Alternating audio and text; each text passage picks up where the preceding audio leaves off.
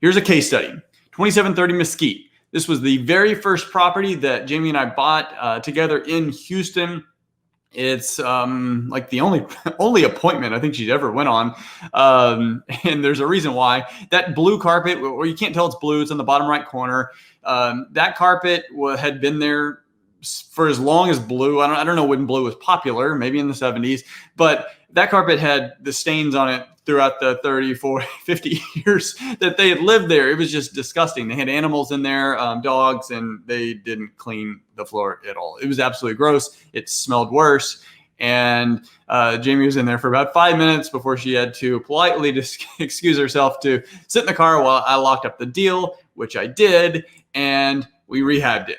Did a rental grade rehab. So as we were doing this project, we're like, hey, why don't we just rent it out? So we ended up doing a rental grade rehab. What that means is we made it look like the rental comps. It targeted what we were trying to get for in rent.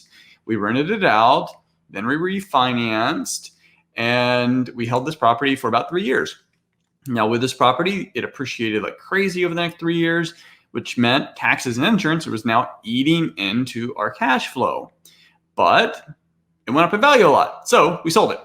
We did have to do another rehab to get it up to top ARV, or after repair value, like the full market value, make sure we squeeze all the equity juice we could out of it. We did, sold first weekend, I think at asking price, and it was great.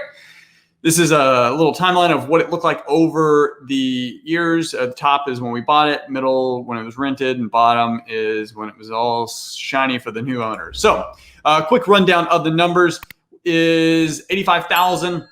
We bought it, $65,000 in repairs, $14,000 in cash flow over the period of the lease.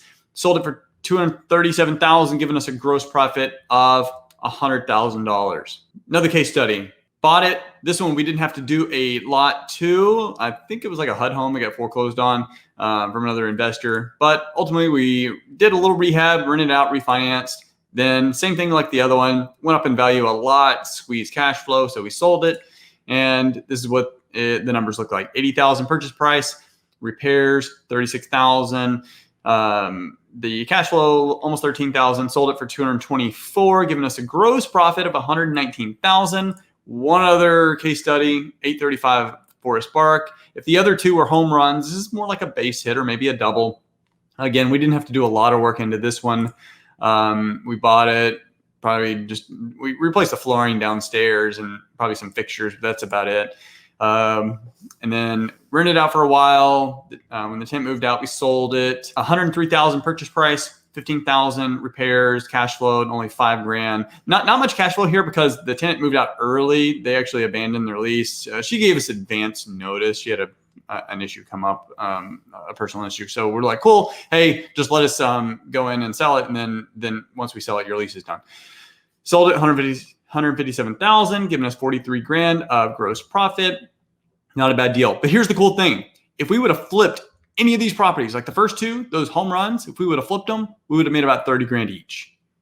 Instead, we made over $100,000. If we would have flipped this one, we would have made about $15,000. Instead, we made $43,000. And because we held it for a while, it was in a lower tax bracket.